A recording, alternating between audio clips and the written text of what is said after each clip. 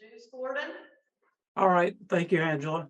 I'm very excited about the program this evening, and I was so hoping to be there in person, but unfortunately I cannot. But I've long admired our speaker's work on the Overland campaign and other areas. So Gordon, again, I'm sorry I can't be there in person, but I guess Zoom is the next best thing. A little bit about our speaker. Gordon received his BA in history from Indiana University, his master's in history from Harvard University, and his law degree from Stanford University.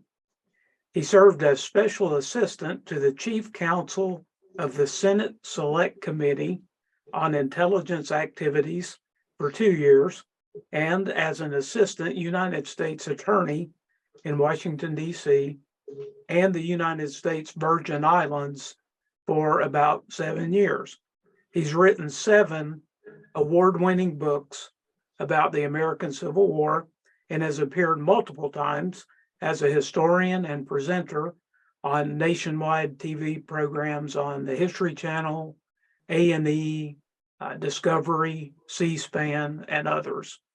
So here to share his talk, Myths and Realities of Grant's and Lee's Generalship during the Overland Campaign, please welcome Gordon Ray.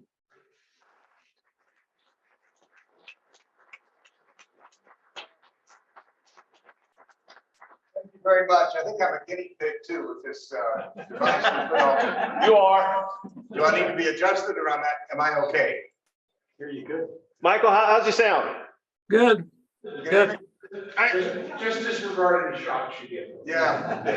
If anybody in the back can't hear me, please raise your hand. No, okay.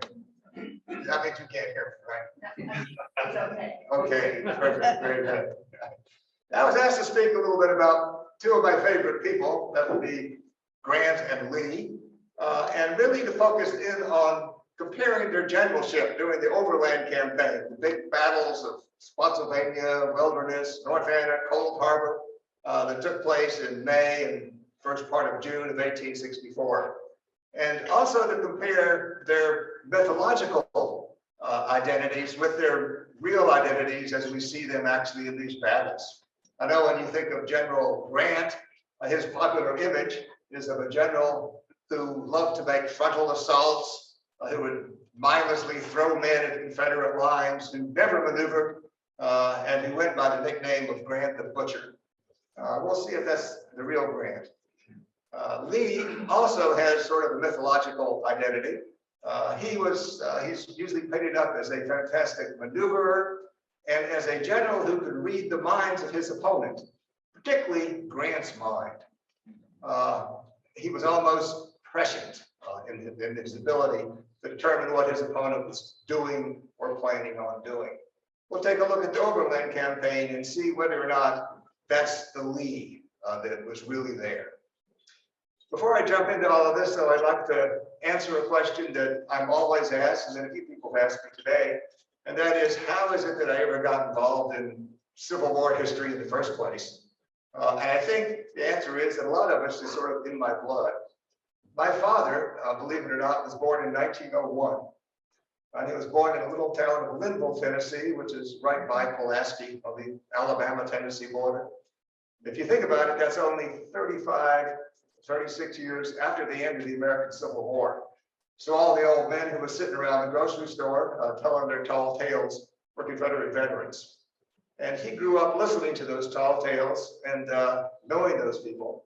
And so for him, the Civil War, even though he wasn't in it, was a real event.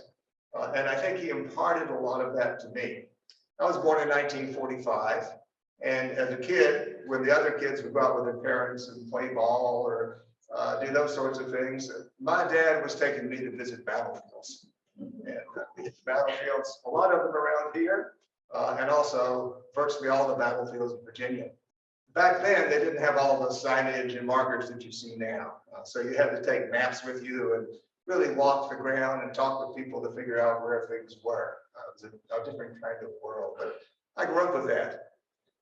I did major in history and did a graduate degree in history but not in Civil War history. I got into the Civil War when I was working in Washington, D.C. in the mid-70s as a federal prosecutor, trying one trial after the other. And after a while, you get a little burnt out on that, and I had to get into something else. And decided I'd go into Central Virginia and look at some of the battlefields. And I started off by spending some time on the Wilderness battlefield, which was the first big engagement between Grant and Lee. Got fascinated by those men, looked around for some good books about the Wilderness, and there were virtually none. There was really only one that existed, Ed Sears's book, and that was drawn mainly from the official reports and other published items. There was nothing at all published on the battles of Spotsylvania Courthouse. There were no books on the North Anna campaign, nothing on Cold Harbor, nothing on the big maneuvers down to Petersburg. So this was like ripe for plucking. So I spent all of my spare time going down to the battlefields. I got to know Bob Crick and the other historians there. They'd been collecting a lot of materials, and I really got into those battles. So that's how I got into this project. I started working on it, as I said, in the mid-70s, and I'm sorry to say I'm still working on it today. It's been a real obsession. My day job is being a lawyer, and actually my wife likes this hobby of mine because she knows when I'm out on these trips doing depositions at night, all the other lawyers are out there, you know, raising hell and getting drunk. I'm not going to tell you what lawyers do at night. But she knows where I am. I'm in some library or archive looking through papers, trying to find some more of this stuff. So it's been a big part of my life. Anyway, that's how I got into all of that. And the Wilderness, Spotsylvania, the big Overland campaign has become sort of a real obsession. Up until recently, people looked at the Civil War as sort of a bunch of big battles that culminated in Gettysburg, and then something else happened, and then Lee surrenders at Appomattox. And it was that something else happened that I got fascinated with. And so that's what I'd like to chat with you about tonight. I'm going to do it sort of as an overview. I know that LSU Press, which has published my books on this campaign, would be mad at me because you won't have to read my books because I'm going to tell you what happened in these battles. But we won't worry about that. So I'd like, if you could, to come back with me in your mind to the spring of 1864. The Civil War had been going on for some 3 years. It had been a brutal conflict. In the North, there was much dissatisfaction. I mean, there had been the draft riots, all of that had happened. And 1864 was an election year. Abraham Lincoln is up for re-election. And of course, Lincoln is quite concerned about the situation. In Virginia, Robert E. Lee's Army of Northern Virginia stood still unbent and unbowed. And all eyes were pretty much turned on Virginia, because this is the cockpit of the war. The armies of Lee, and at the time of General George Gordon Meade, the Army of the Potomac and the Army of Northern Virginia, were at a standoff in Central Virginia. I'm sure all of you know Richard McMurray. Richard's a good friend of mine, and he's always accused me of having what he calls Virginia disease, or VD as he generally puts it. And I always have to remind Richard that back in the spring of 1864, everybody had VD. Everybody was looking at Virginia because this is the area where Washington and Richmond, that area in between, this is where the big battles were going to happen. So what Lincoln does is to bring his best general, Ulysses S. Grant, from the west to the east, and has him take command of the entire Union war effort. Grant was a general who, up to this point, of course, had been quite successful. I mean, he'd won the battles at Fort Henry and Donelson, had done well at Shiloh, and Vicksburg had been a fantastic victory, opening the Mississippi River, and then, of course, knocking the Confederate Army off the hill there at Chattanooga. Grant was looking good, so he's brought east, and he's given control of the armies east and west to see if he can finally bring some victories in this war that will bring it to an end. Grant brings a different way of thinking about the war to the American Civil War. He noted, I like to think of his plan as sort of a three-point program. He noticed first that up to this point, the armies would attack and fight for 2 or 3 days at places like Fredericksburg or Gettysburg or whatever. Then they'd pull apart, and months would pass which would give the Confederates a chance to refit and reform. As a matter of fact, in the spring of 1864, the last big battle in the East was Gettysburg, almost 10 months before. Since then, there had been virtually no fighting of any real significance. Grant swore that he would change that. The second thing that he wanted to change was the objectives. Up to this point, generally the main Union objective had been to take over Confederate territory. But when you do that, you've got to have long lines of supplies that are vulnerable. You have weak troops in the rear. Grant wanted to change that. The goal, the purpose would be to destroy the Confederate armies. If you could do that, that would bring the war to a close. And finally, he not only was going to give no quarter, but he also wanted the armies in the East and the West to move together, to be coordinated. Because up to this point, they'd moved sort of separately. He described them in his memoirs as like a bulky mule team. You'd have a battle in the East, battle in the West. Confederates could use their interior lines to shift troops over, like they did with Longstreet to send him into the Western Theater at one point. And Grant was determined to stop that. So we're going to see warfare in a very different way when Grant takes command. No longer will there be individual battles that will be determinative. Grant will think in terms of campaigns. You might win some, might lose some, but if you can keep up the pressure, keep up the push, keep it up everywhere, he can win the war. Now, what Grant does, he comes into Central Virginia down to Brandy Station to visit the Army of the Potomac, which is the main Union force, and is commanded by General George Gordon Meade, who's been, of course, the hero of Gettysburg, but hadn't done much since then and was in hot water at this stage. As a matter of fact, there was even a joint committee of Congress investigating the conduct of the war, including Meade's conduct, and looked like he might be in big trouble. Grant initially had intended to get rid of Meade and bring in someone of his own choosing to replace Meade. Visits with Meade at Brandy Station. They have a talk. Meade offers to resign and do whatever he can do to help Grant. Grant is very impressed by this and decides to keep Meade on. Grant basically decides, if I don't keep Meade here, I'm going to have to invent a Meade because I need somebody who knows this army that I don't know, the Army of the Potomac, and who has the respect of the men who fight in this army and can make it work. So he decided to keep Meade on. They put together a deal. Meade will run the Army of the Potomac, the big battles against Lee. Grant will ride with the Army of the Potomac to kind of put a little bit of spine into those people and to stay out of the machinations going on up there in Washington. So he'll ride with them, but he's not going to interfere with the details of battles. He's simply going to coordinate the war effort across the country.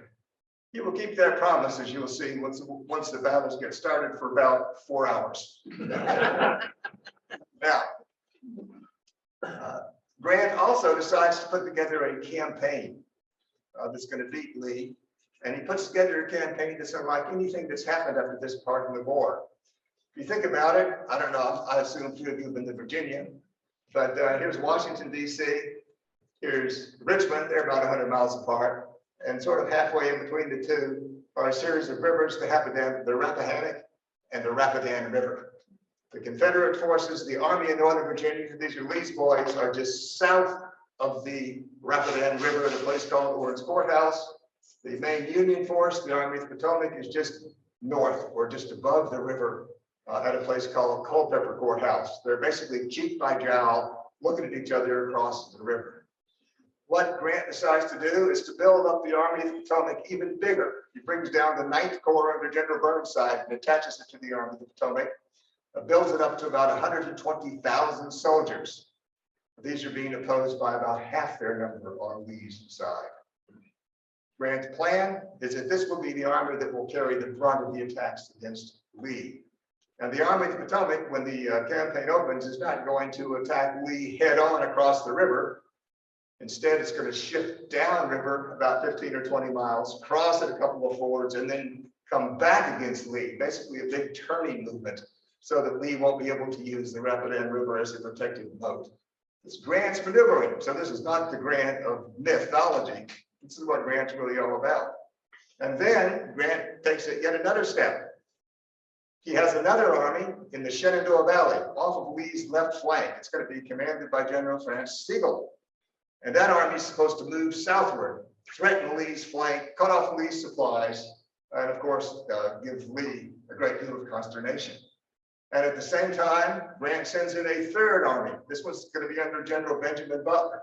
It's to go up the James River, hit Richmond in Lee's rear, take the Confederate capital, which is going to be a huge propaganda piece, but then also cut off Lee's supplies and then move into Lee's rear. So it's going to be Lee triangulated by 3 Union armies, all of them coordinated together and all of them under the general command of Grant. So this is one heck of an idea. This is a general who's thinking in big terms and using armies in a way that they have not yet been used in the American Civil War. What does Lee do? Well, the Lee of mythology, again, is the Lee who always takes the offensive, who always predicts what his opponent will do. Lee, as spring opened in 1864, is sitting there below the Rapidan River, about 65,000 soldiers. They're in good morale. I read a lot of their letters. They thought they were going to win. Lee is very popular, very highly regarded, but he's not sure what to do because he's now faced by a new general that he's never fought against before. There's a big army facing him. Is it going to go around the left-hand side of the Rapidan or the right-hand side or attack him head-on? He doesn't know. And there's those other subsidiary armies. What are they going to do? So Lee basically is stuck. And he sits there, and as a matter of fact, he gets so worried that he takes his main army corps, General Longstreet's First Corps, detaches Longstreet from the Army of Northern Virginia, drops him back 15, 20 miles back south to Gordonsville, so he'll be on the Virginia Central Railway and can shift down to Richmond real fast if they need reinforcements there, or up to the Shenandoah Valley to help General Breckinridge, who's a Confederate general up there, or can join the rest of the Confederate Army of Northern Virginia there on the Rapidan River. Basically, Longstreet is pulled back though. And so Lee simply has to wait, has to forfeit the initiative to Grant. So this is where this campaign gets going. The men are in very different roles than we traditionally think of them as being. Okay, let me run you quickly through the battles that take place. I'm not going to get into the gory details. You can read all about them in my books on these various battles, but I'll give you the big picture. The campaign opens on May 3rd of 1864, and it opens just as Grant had intended. The Army of the Potomac, this is Meade's force, moves down the Rapidan River about 15, 20 miles, crosses at Germanna Ford and Ely's Ford on the lee side of the river, and then enters into an area between where it just crossed and where Lee is, called the Wilderness. Now, the Wilderness is a pretty bad place. It was an area that during colonial times had been cut down for the wood, for some various smelting operations, and by 1864 had grown back up and basically into thickets along a switch and Jacobin. Kind of looks like my backyard toward the end of the summer before I get up my lawnmower. Real terrible place, a bad area for a big army because it's going to be tough to maneuver and to know where troops are and handle all of that. Cavalry is going to be pretty useless in this wilderness because there's only a few trails. And of course, artillery won't be able to see where it's firing because it's a dense thicket. And so it's a bad place for Grant to fight Lee. Unfortunately, Meade holds the Army of the Potomac in the wilderness for a day, waiting for supplies to catch up. And Lee now has to decide what to do. Well, Lee was quite concerned. As a matter of fact, he had warned Richmond, the authorities there, that he had to hold the line at the Rapidan River. Otherwise, as Lee put it, great injury will befall us. And the reason he believed that was that if he abandoned the Rapidan line, he'd have to drop back to the Confederate capital at Richmond. He'd end up behind the entrenchments and earthworks there and would be basically under siege. And the Army of Northern Virginia would be taken out of the war, in effect. And so this would be the worst thing that could happen. So what does Lee do? He comes up with one heck of a plan. As a matter of fact, I think it's Lee at his finest. Lee decides he's got to take the initiative. He's outnumbered 2-1. But the Federals are in the wilderness, and that's a pretty good place for a small army to find a big one, because the big one can't coordinate that well in the woods, as I just explained. And so what Lee decides to do is take his army, send one of his army corps, there's 3 of them, send one of them down a road directly below the Rapidan, the Orange Turnpike, and lock the upper part of Grant's army, I call it Grant's army, this is the Army of the Potomac, into place.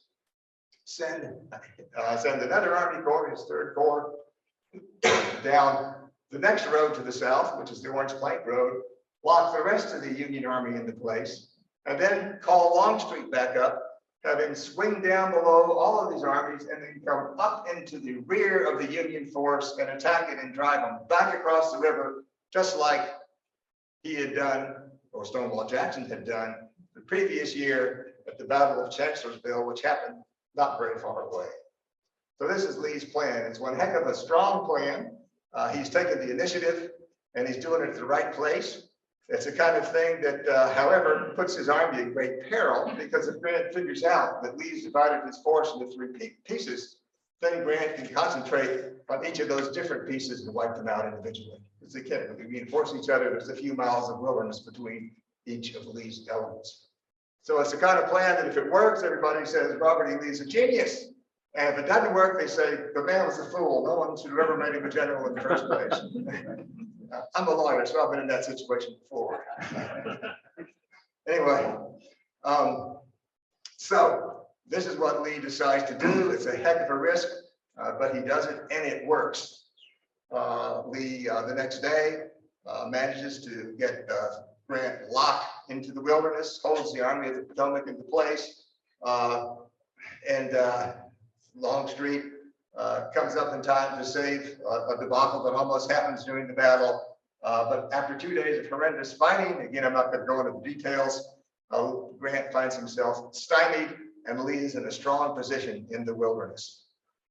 So what does Grant do? Does he keep making these futile attacks? No, he maneuvers.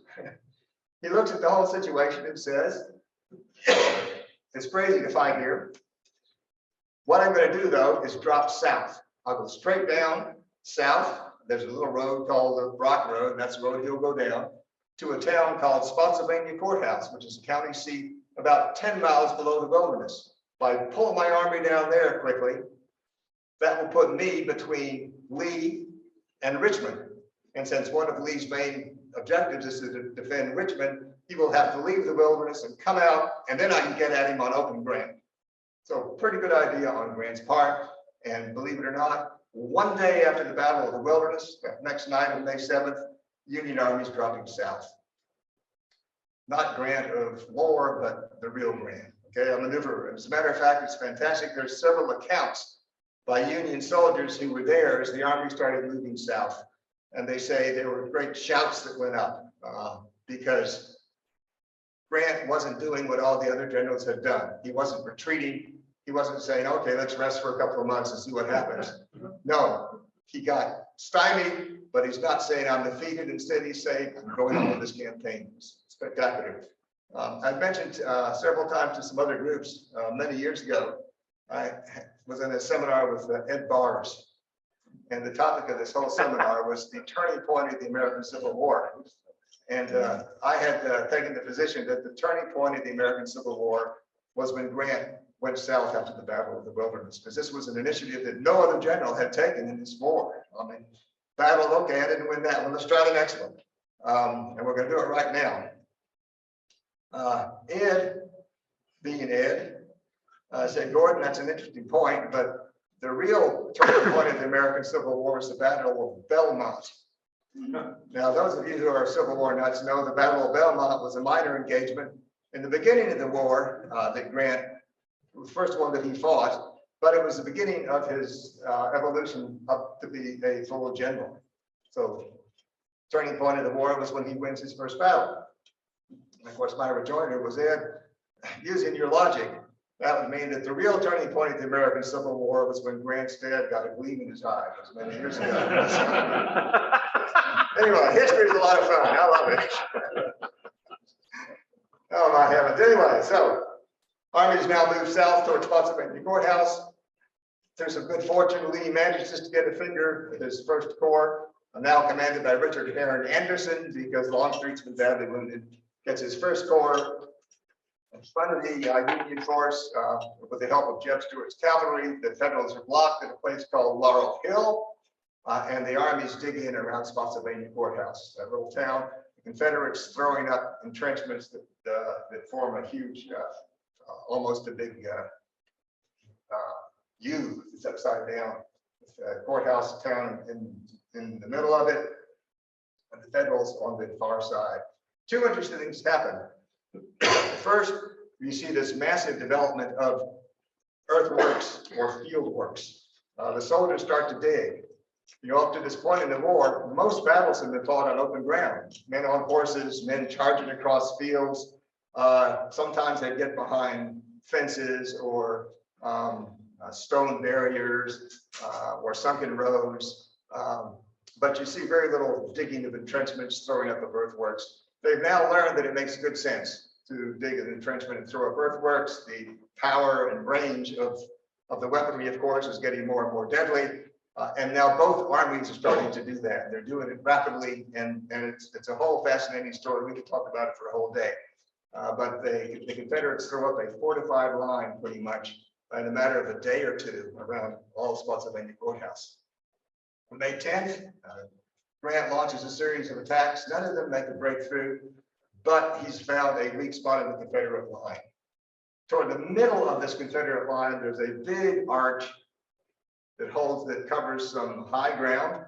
It looks, if you're a soldier, it looks like a mule shoe. And the soldiers call it the mule shoe. It's about half a mile across, half a mile deep. In military parlance, it's called a salient. And if you think about it for a second, a salient is a very bad position to have. Here's a salient. Let's say you're the Union Army, I'm the Confederate Army, and I'm inside of the salient. You have men along one side of it, men along the other side, and some on the front. But if the enemy attack you, say, from the front, the men who are on each side of that salient can't help the guys who are in front. Or if your enemy could attack from both sides, they could actually crush your salient in. It's not a very defensible position. Lee understood that, and he was an engineer and quite versed in these things, but he wanted to hold that high ground, and so he filled it with artillery, so that it would be very difficult for a breakthrough to take place. Well, Grant took a look at that high ground and said, this is the place where I'm going to launch my big attack. This is where I'm going to do my headlong assault. So what we'll see is the biggest assault of the American Civil War. What Grant instructs me to do, and as I said, Lee kind of takes care of the details, but Grant is coming up with all the big pictures now. Grant has me take General Hancock's Second Corps, which is the best of the Union Army Corps, place it in front of that salient, about a quarter of a mile back from it, under the cover of darkness, so it can make an attack first thing in the morning of the 12th of May, right into the head of the salient. He has his 6th Corps come in and make an attack on this side of it, has his 9th Corps come in and make an attack on this side, and his 5th Corps keep Confederates occupied, the rest of the Confederate line, so they can't reinforce the salient. Basically, this massive amount of soldiers, there's about 20 to 22,000 Union soldiers in each Army Corps, so there will be something like 65 to 70,000 Union soldiers attacking this piece of the Confederate line. Once the breakthrough takes place, then the Confederate Army will be ripped in half, and hopefully it will be destroyed piecemeal, one half and then the other. Well, Lee, who again is supposed to be able to read people's mind, really gets this one wrong. The Union troops start to move into place under darkness on the night of May 11th, the early morning of May 12th. It's raining, it's thunder, it's fantastically, it's made for Hollywood. And Lee gets word back from some of his scouts that the Federals are moving. He gets reports, and he decides they're getting ready to retreat. They're leaving. I want to be able to catch them in the morning. It's raining, so what I'll do is I'll pull my artillery out of the mule shoe, bring it back to the town of Spotsylvania, about a mile there in the rear, so it'll be able to be on good roads in the morning and aid our pursuit of the fleeing Federals. So what we're treated to is Grant planning the biggest attack of the war against a piece of line that Lee is now weakening. Totally misunderstands what Grant is up to. As morning comes on, the Confederate General Richard Stoddard Ewell, whose army or his Second Corps is there in the mule shoe, starts to get pretty worried, starts to see what's going on, calls for the artillery to come back, and just as the artillery is coming back, the big assault takes place. And within minutes, the Confederate line's been breached. About 3,000 Confederate soldiers are being taken to the rear of the Union force as prisoners, and a lot of the artillery is captured as well. It looks like Grant has masterminded a fantastic movement. Big problem though, Grant isn't up at the front. Meade is back about 1.5 miles. General Hancock, who was supposed to be up at the front and helping to organize this assault, is quite ill. He's still suffering from a wound he received at Gettysburg, so he's not at the front. And so this massive number of Union troops turns into sort of a milling mob. There's no guidance or direction. Lee rides down into that area and takes personal command of the Confederate forces, pulls in different Confederate brigades from different corps to try to drive the Federals out of this mule shoe. He has General John B. Gordon attack one side. He has Nat Harris, Abner Perrin, and others attack another side of the mule shoe. He has Sam McGowan's South Carolina boys attack the very salient itself. And they managed to clear the Federals from the interior of the mule shoe. Lee's plan is to then throw up a line on high ground behind the mule shoe. So he'll have a stronger position than ever, and this bothersome appendage will be gone. Well, what happens is probably the bloodiest day of the American Civil War. There'll be something like 12,000 people killed, wounded, and captured during the course of this day. And if you can imagine it, Confederates are now occupying the interior of this mule shoe. This mule shoe itself is earthworks that go up 8 to 10 feet high, with a headlog on top. Confederates jump up on top of the logs and fire down into the Federals down below them. Men hand up muskets till the shooter is shot himself. Others jump up. The Federals start doing the same because they're pushed against the outside of this salient. It is raining. The Federals roll up mortars and cannons and start firing into the mule shoe. It is a bloody mess. But the Confederates managed to hold this line all that day, all the day of May 12th, and into the next morning of May 13th, and then finally withdraw before sunup. And when the sun does rise over Spotsylvania Courthouse, Grant finds that Lee is now in a stronger line than he'd been in before. He's on that high ground behind the mule shoe. Basically all that Grant has to show for this is a couple of acres of bloodstained Virginia soil. There's more maneuvering around Spotsylvania Courthouse. I won't go into details. More attacks are made by Grant. None of them succeed. And finally, by May 20th, Grant says, okay, I cannot break through here. I've done everything I can do. Let's maneuver. So what does he do? He comes up with a really neat idea. He's going to take Hancock's Second Corps, send it out like bait, have them go out for about 20 miles and settle down about 20 miles away. Hopefully Lee will then pull out troops and go after this detached piece of the Union Army. And then Grant can have the rest of the Union force attack Lee's detached force and he'll at least wipe out part of Lee's army. Not a bad idea, but like a lot of things in the Civil War, it doesn't quite work. Hancock does go out about 20 miles, but then some troops come up from Richmond and start fighting with him.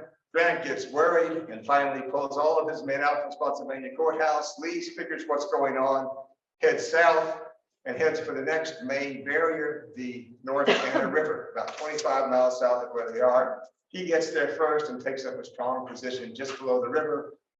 He's not only got a good, strong position, but he's also guarding that Virginia Central Railway from the Shenandoah Valley to Richmond, which is obviously a main Confederate supply line. So what happens at Spotsylvania Courthouse? I'll make this one real short, but it's fascinating. Lee has now taken up another strong position below a river, below the North Anna. Grant decides that he will push to the North Anna, which he does very quickly. By the 23rd of May, manages to get part of his army across. His 5th Corps under Governor K. Warren crosses at a place called Jericho Mills. Lee's now found himself in a difficult situation. He's below the river, but now Federals are across on one side, so he's basically flanked. He's in big trouble because he's heavily outnumbered. So what does Lee do? Well, he comes up with another brilliant idea. He takes the army in Northern Virginia, and it has been in a straight line below the Rapidan River. He bends it up into a big V, or salient. I know I told you salients are very dangerous things, but this one's a little bit different. The tip of this salient is on the southern bank of that Rapidan River, so that nobody can really attack the head of it, because they'd have to cross the river and then go up a really steep and long bluff. If we could go over to North Animal these days, I can show you all of this stuff. It's fascinating. Anyway, and each leg of this salient is on high ground. So it's easy to defend. And the Confederates very quickly that same night throw up entrenchments and earthworks along those two sides of this salient. Lee's hope is that the next morning, Grant will think that Lee has retreated, will then cross the Rapidan River, part of his army on one side of that V, part on the other.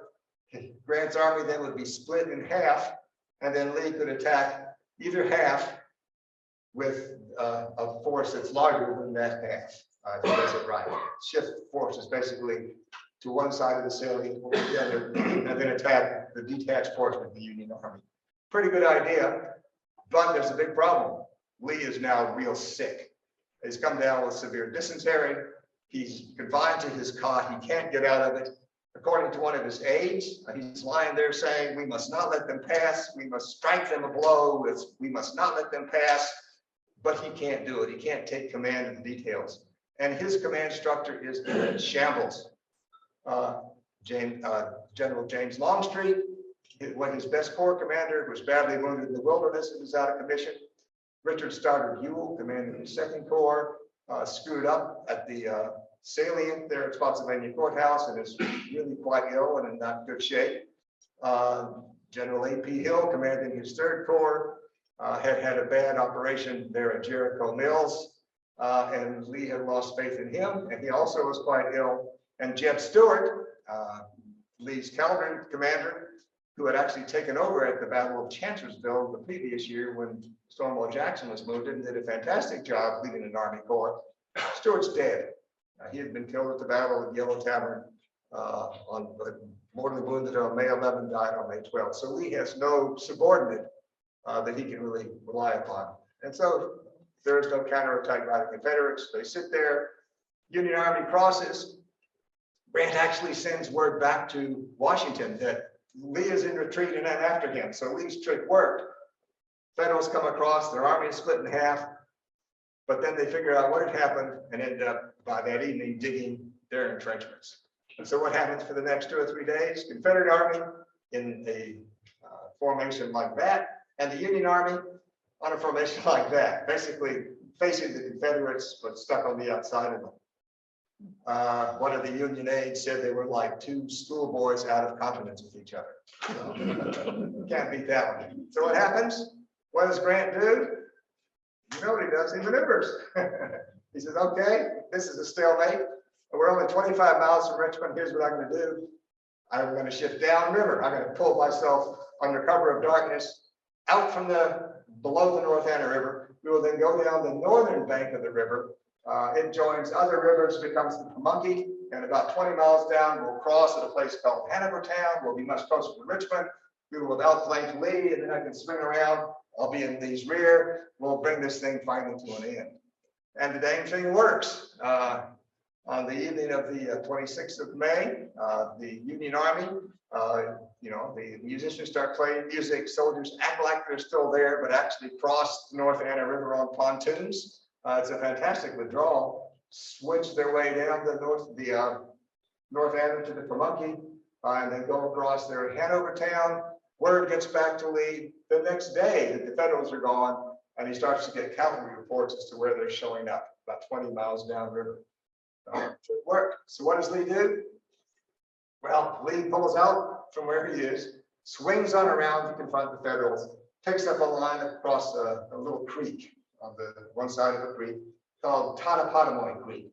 If you're from Virginia, you'd call it Topotomy Creek. I don't know why, but a couple of vowels disappeared and they got native soil there. But and I'm from Virginia originally, so I can say these things. Anyway, Totopotomoy Creek becomes Lee's new line. There's a Battle Hall shop, which is an interesting cavalry engagement. But in any event, the Federals can't break through this line that Lee has now thrown up again, and decide, okay, we got to do something different. About 3 miles below the Totopotomoy Creek is another one of those Virginia intersections. It's a place called Cold Harbor. Actually, there were 2 Cold Harbors. This intersection is a place called Old Cold Harbor. People always ask me, what's the place called Cold Harbor? It's hotter than hell there in Virginia in the summer, which is when these guys were there. My friends tell me that it got its name from merry old England. In merry old England, if you stayed at a tavern or inn that did not cook food, it was called a cold harbor. And so I suspect that the tavern there at that crossroads, Burnett's Tavern, didn't have any hot food, at least at one point or another, but it's called Cold Harbor. What happens, and again, this is just a brief overview. You can read the grisly details in the book on Cold Harbor. Both Lee and Grant are able to pull in some reinforcements because the Confederate forces under Breckinridge had defeated Sigel in the Shenandoah Valley, and the Confederate forces under General Beauregard had defeated Butler on the James River. And so General Breckinridge was able to reinforce Lee, and also Beauregard was able to send Hoke's division from his force there in Richmond to reinforce Lee. And since Butler couldn't do anything, Grant took General Baldy Smith's 18th Corps from Butler and had him go up the rivers and back around and up the Pamunkey and then join the Army of the Potomac. So they're all getting reinforcements now from those armies that have been out in the periphery. On June 1, a movement is made, on June 30th, and 31st movements are made on the intersection. It's taken over by Phil Sheridan cavalry, that's the Union cavalry. The next day, June 1, the Confederates tried to take that intersection and the Union cavalry manages actually to drive them back. By evening of June 1, the Confederate First Corps under Anderson, reinforced by Hoke's division, which has come up from Richmond, puts up a strong line. It's attacked by the Union 18th Corps, which is now pulled up. Baldy Smith's boys in the 6th Corps. Big attack on June 1. Really doesn't come to much. But Grant decides this is the place to make a big breakthrough. If I can bust through at Cold Harbor, I will be below Lee's army. I will be able then to be in Lee's rear. I can take Richmond, which is only 7 or 8 miles away. This would be a fantastic thing to do. And so he tries to get his reinforcements from Totopotomoy Creek down to Cold Harbor the next day, June 2. Some of them take the wrong roads. It just doesn't work. They don't get there in time. So he decides, okay, the big attack will take place the next morning. Lee, of course, has seen what's going on, has reinforced that Cold Harbor area, and his soldiers throw it into one of the strongest positions the Confederates have had yet. With their earthworks, they clear whatever foliage is in front of their lines. The engineers actually mark out yardage, put in stakes so that the artillerists will know how far away Union troops are as they're charging in and can accurately hit them. They turn the place into a killing ground. Grant, though, decides to continue and have the attack take place the next morning on June the 3rd. He's been questioned about this and criticized for that decision. And again, there's several different ways to look at it. The way he saw it, we know that from what he's written, but also from what various aides have recorded that were with him. First, he was stymied again. Lee was in a strong position. He couldn't flank Lee because one of Lee's flanks is on Totopotomoy Creek. The other flank is on a river called the Chickahominy River. So you really can't flank him. Virginia in early June is a terrible place to be. It's really hot. There's all kinds of mosquitoes and bugs. There's a lot of disease. Don't want to stay there. Grant had learned actually that Lee was sick. Lee was still quite ill. But there's some sources that show us that Grant was aware of that. Grant also realized that Lee, in this last part of the campaign, had not been very offensively minded, and he presumed that the fight must be out of the Army of Northern Virginia. But most importantly, he realized if he could bust through here now, then he would be able to flank Lee, wipe him out, take Richmond. And what would make that especially good is the fact that there was a nominating convention coming up in less than a week for the Republican Party, basically for Abraham Lincoln. And what better gift than the fall of Richmond and the defeat of Lee's army to ensure Lincoln's renomination and, of course, ultimate election. So this was a military decision, but it was driven in part by politics. Again, the details were deferred. Grant deferred details of making the attack to Meade. At this point, the relationship between those two men was horrible. They'd fallen, they had disagreed completely on tactics. Meade was very careful, was opposed to Grant's big assaults that he kept making, and had actually written home to his wife, Margaret, in Philadelphia, that if there were any honorable way to resign or get out of the situation, he would do it, but he didn't see that there was. So these men, they were not camping together anymore. They weren't riding together anymore. Their relationship had totally dissolved. It's a fascinating story, and we could spend a lot of time talking about that too. Their aides were riding home, and I've gotten a hold of all of their letters because they're in the Historical Society of Pennsylvania in Philadelphia, and Meade's aides were basically complaining solidly about Grant, and it was like a dysfunctional family.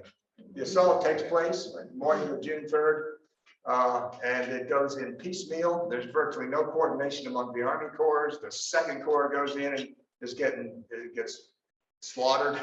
The Union 6th Corps, which had made those attacks back on June 1, knows how tough it is, and so makes virtually no attack at all. The 18th Corps charges in because this is its first fight there in Virginia, really. And when it does, it charges down these stream beds that are lined with Confederates who start firing into them. I often liken that attack to a pencil going into a pencil sharpener. It's kind of what happened to Baldy Smith's boys. Anyway, they're totally cut to pieces. The other Union Army Corps, the 5th and 9th, don't make an attack until several hours later. Absolutely, totally disjointed. Grant by noon calls the whole thing off. Says it's just not going to work. I know that attack at Cold Harbor in later years was described as having taken place in 10 or 15 minutes, and there were casualties of 10,000 or 15,000 or whatever. I spent a good bit of time several years ago going through the actual casualty reports from the regiments that were involved. Those are at the Library of Congress. I'm sorry, at the National Archives. And I worked with the Park Service on it, and we were able to determine that the losses in the Union side in the main part of the big attack were about 3,500. And that was over a period of basically half a day. And the total Union losses for the entire day on all fronts was about 12,000.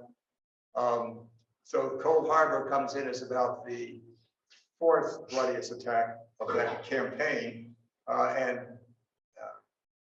is in maybe the top 20 bloody attacks of the war, but it's certainly not the total slaughter that it was made out to be in sort of popular lore. But Grant's been stopped and defeated. So what does he do? Well, he brings us to the end of our little talk here by deciding to maneuver. And what he'll do this time is something totally different. He will now try to cut off Lee's supplies because Lee is stuck there in front of Richmond in the entrenchments there in Cold Harbor until Grant sends his cavalry under Phil Sheridan up around to try to cut the Virginia Central Railway on the northern side of where Lee is. And then the rest of the Army of the Potomac disengages from Lee during the night of June 12th, pulls out a fantastic disengagement and moves southbound toward the James River to cross there and then take Petersburg. That would cut off all of the supplies going to Lee and Richmond, and Lee will have no choice but to flee, and then Grant can go after him again. That's the plan. You can read all about that in my book, On to Petersburg. The bottom line of that, to save you all of that trouble, is that the plan doesn't work.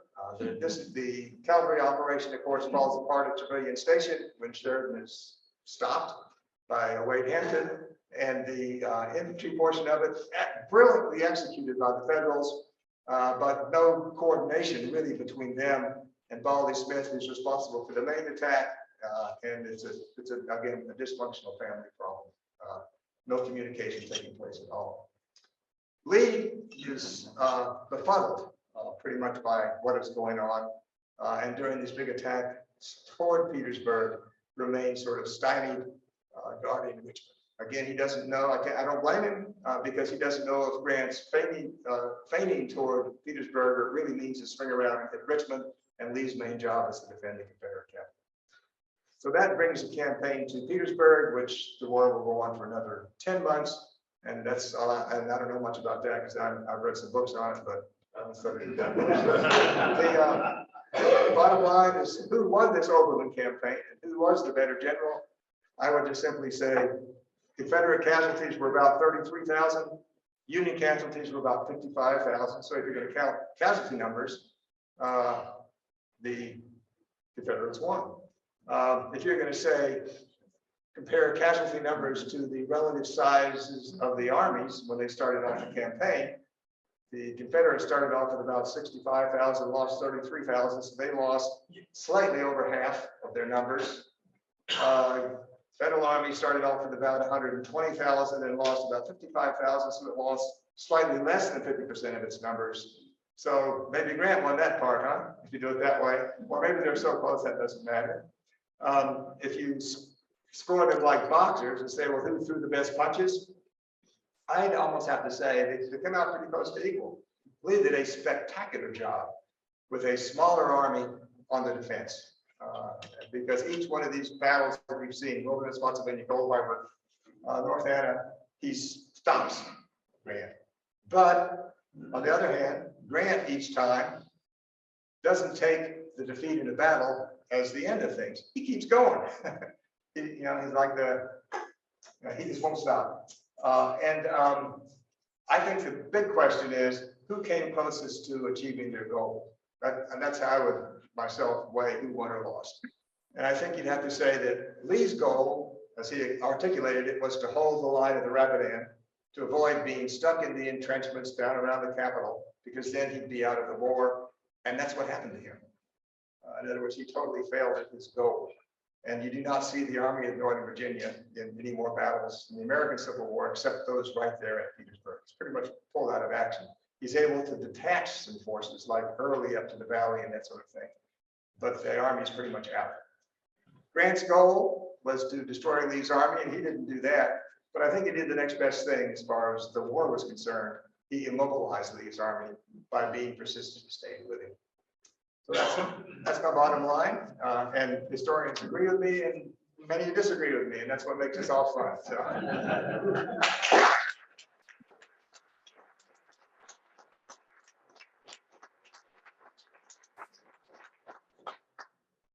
If we have time for a question or two, I'll do that. Michael, you got any questions? I got one. All right, you guys, come on up here so the Zoom people can hear you. Okay.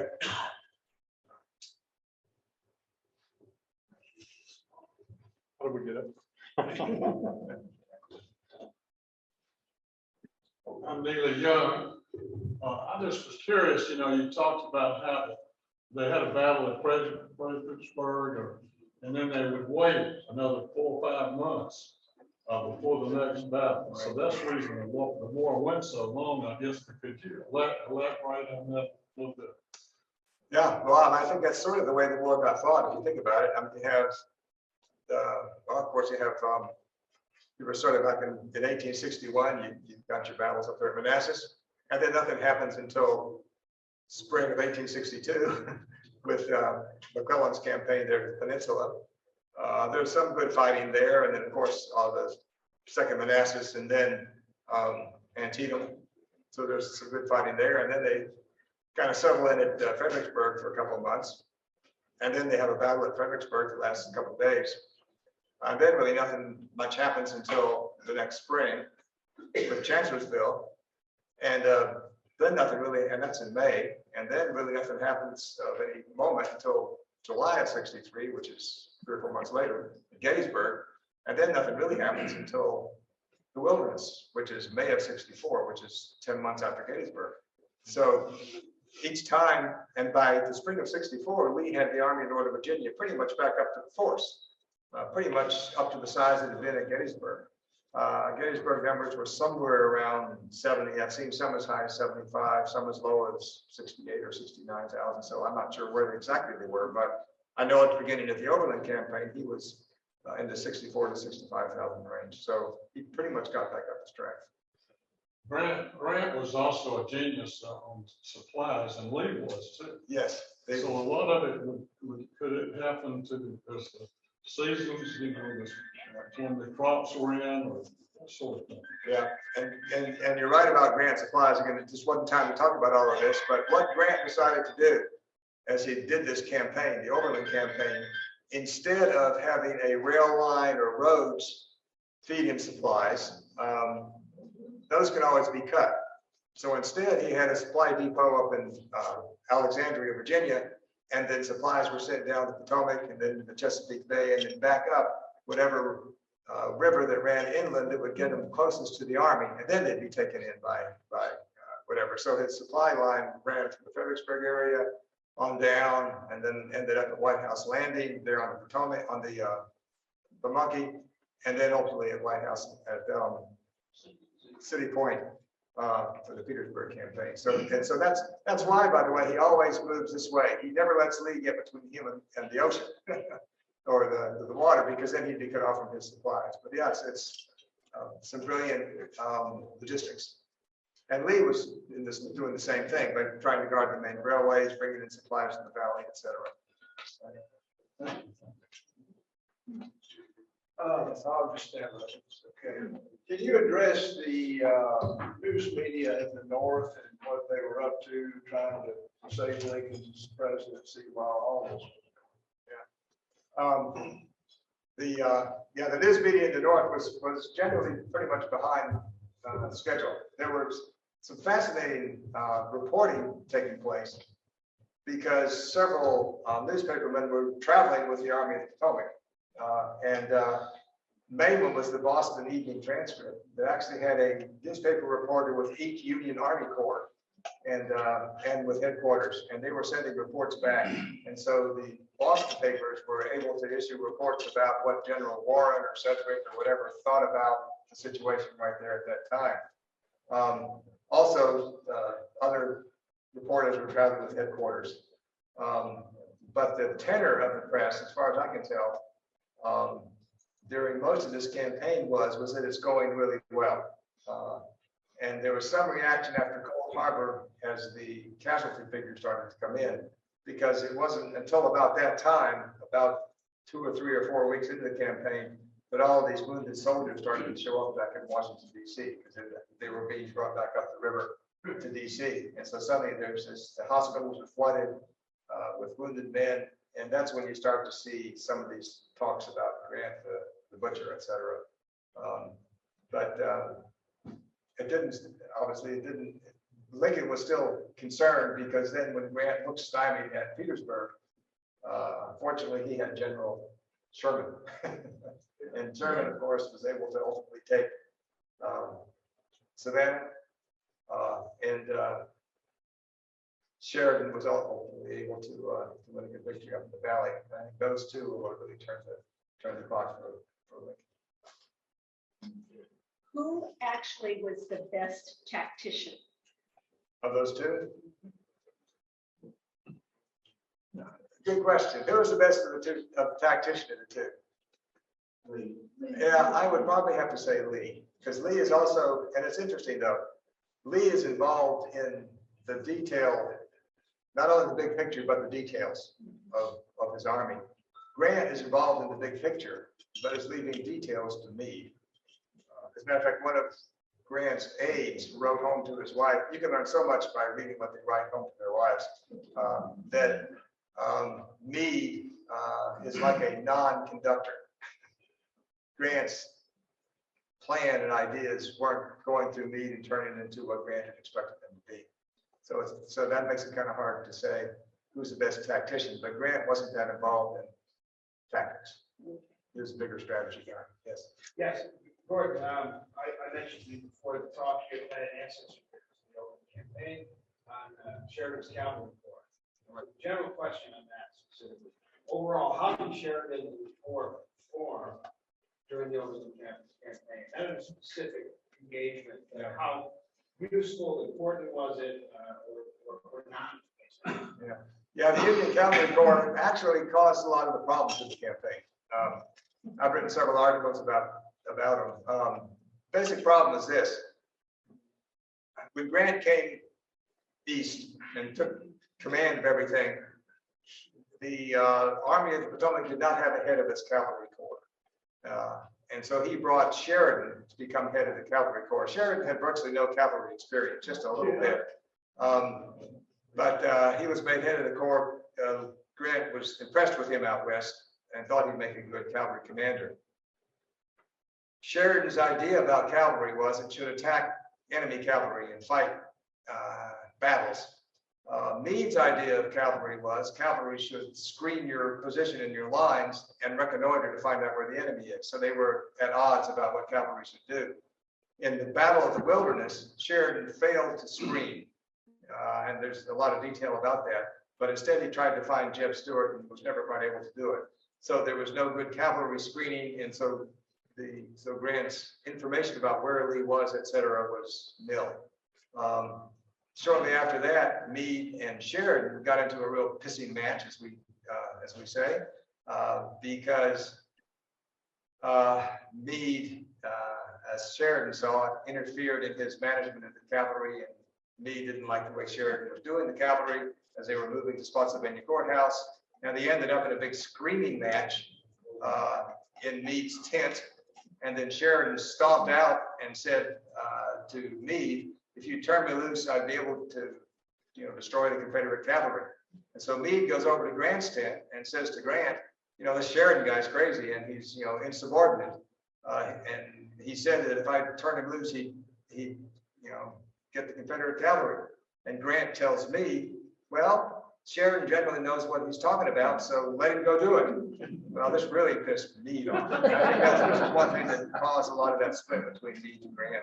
So Sheridan decides he will get Jeb Stuart by taking the Union cavalry and heading south toward Richmond, figuring that Stuart will pull out and follow him, which is exactly what happens. But Sheridan takes virtually all of the Union cavalry with him, so that Grant has to fight Spotsylvania and North Anna campaigns without cavalry, blind basically. But Stuart left about half the Confederate cavalry with Lee during those campaigns. So, and then when Sheridan comes back, he gets better. Again, he gets beat at Trevilian Station. His operations at Hawes Shop don't really gather much. I don't know. I'd give him a C, maybe. But yeah. Anybody else? Mark, we have one question from one of the members online. All right, go ahead. They're asking Gordon, was the Overland campaign a strategic victory for Grant? Yeah, I'd say that it was, because it really pulled Lee out of the war. That left Sherman free to do his stuff in the West. And Lee, as I said, was able to send out some elements to aid in various areas, but there was no more offensive operations by the Army of Northern Virginia in the war. So I'd say yes, it was an overall strategic victory for Grant. Anything else, Michael? That's all. That was the only question in Zoom. Derek, you got a question?